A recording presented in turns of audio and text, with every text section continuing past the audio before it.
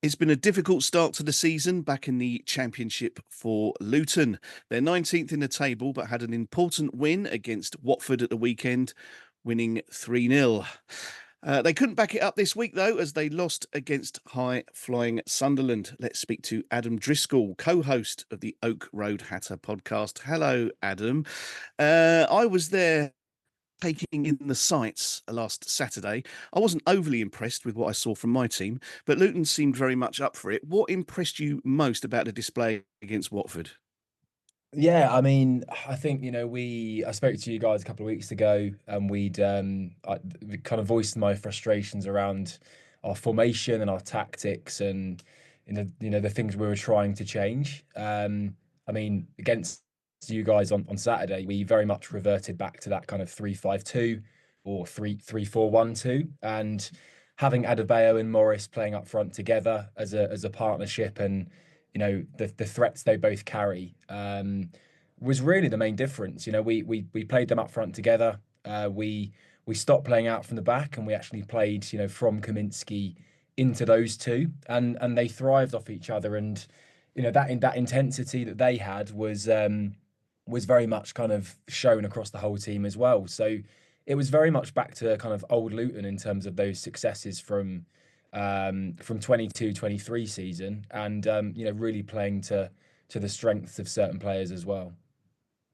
I referenced taking in the sights when we started our discussion. Did you see the taking in the sights video that Watford put out on their official club socials? I did. I mean, there's a couple of ways to look at it. You can look at it with a bit of humour. I know there was a little bit of some fans thinking it was a bit unnecessary, given people are in a cost of living crisis, and it's a video that portrays the town in not a very good light, with obviously lots of rain on Saturday. I mean, I don't necessarily look at it that way as such. I think it was intended to be light-hearted. Obviously, I'm delighted it completely backfired, I'm not. and yeah, and rightly there was a lot of retweets, I think, after from our side, really. So, but yeah, I mean, I think it was light-hearted, or at least intended to be that way. Yeah, I mean, your guys gave as good as they got actually, with their post taking in the sights with obviously your victory at the end. So yeah, I thought it was a bit careless, but sometimes admins put stuff like that out, and as a fan, you go wince a little bit, and you go, not sure I'd have done that," but there it is, it's out there, and something like 8 million views or something, I think. So yeah. So did your players rediscover their edge on Saturday, mainly because of whom they were playing, do you think? I think that certainly helped. I mean, had we put in a performance like the ones prior to Saturday, there would have been no escaping. And I mentioned a couple of weeks ago, I think had we lost on Saturday to you guys, it would have been extremely toxic and a long way back for Edwards. But to be fair to him, I think he's identified that we do need to go back to basics and being that bit more direct and playing to those strengths. So I think the fixture came at the right time for us in a funny way, and it's probably easier to say that having won 3-0. But yeah, I think certainly that intensity and the fans being up for it was a big help in sort of getting the players up for it as well. Yeah, you didn't give us a chance, mate. We didn't have a second on the ball, and right from the first whistle, you were in our faces. So yeah, it was very effective. Did against Watford take the pressure off of Rob Edwards, do you think? Oh, massively, massively. I mean, even it's not even necessarily the result. It's more the performance and the fact that we saw, the Luton of old, if you like. But was that specifically because you were playing Watford, or was he going to now do that going forward with other teams? I think he's realised that we have to play the way we have done before. Though, the kind of direct way we've generally played previously, and playing to those strengths. And I think the Watford game was probably the first time we really saw that, in terms of that reverting back to that. He did it again last night, and although we came out on the wrong side, it was probably as good a performance. And a bit of controversy around Morris's disallowed goal, but we were certainly deserving of a point last night. And so, we came away from last night thinking, yes, we've lost, but it's just a tinge of disappointment. There wasn't that huge frustration, like there was, in the previous defeats this season. So yeah, like you say, you lost to Sunderland last night, but then there's not much disgrace in that because they are Sunderland and they're flying high this season. So do you think that now going forwards, that was just a little bit of a blip? Watford was the start, Sunderland was a blip, but now you can actually progress from there. Yeah, I certainly hope so. I think the performances have been there for the last two games, and if we do carry on with, this formation and really playing to those strengths, then I certainly think we'll have a successful rest of the season. I looked at I looked at where we are now in comparison to the 22-23 season after, I think, 11 games. We're only a couple of points away from where we were before. Is that right?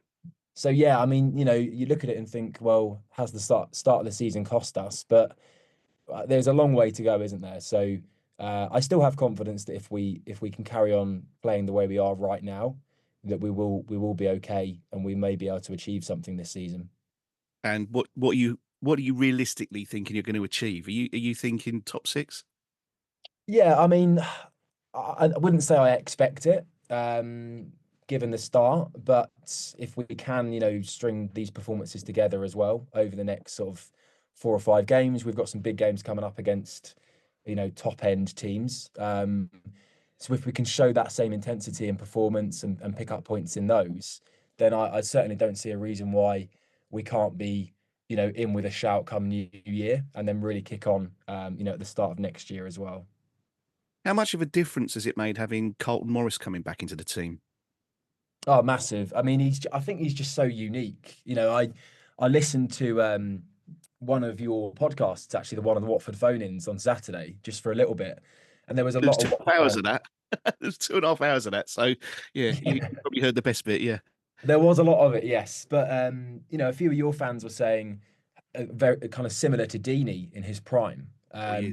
Yeah. I think that's a really valid point in terms of the strength that he has and the ability to, play back to goal and bring other players into play. So, for me, he's up there with kind of Alfie Doughty in terms of being, so crucial that we keep him fit and we keep him partnered with Adebayo as well.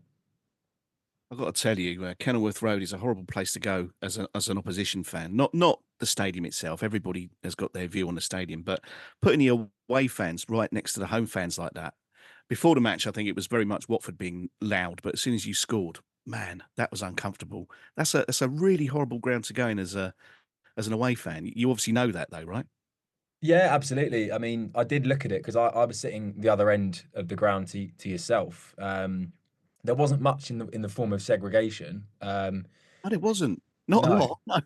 Um, You see the and whites of as their long eyes. as if everyone behaves themselves, it makes for a good atmosphere. And I don't think there needs to be like huge blocks of empty seats for the sake of safety. But yeah, I mean, it's certainly intimidating, isn't it? And we spoke a couple of weeks ago about Power Court and the fact that it's going to be 2 or 3 years away. So we're going to enjoy the last 2 or 3 years at Kenilworth Road, and obviously hope that we can transition that intensity, into the new ground when that does happen. Well, we're playing you again, I think, in February. So hopefully we'll be able to get our revenge for that. But yeah, well played on Saturday. You were fantastic. Adam Driscoll, co-host of the Oak Road Hatter podcast. Thanks for coming on the EFL Fan Network.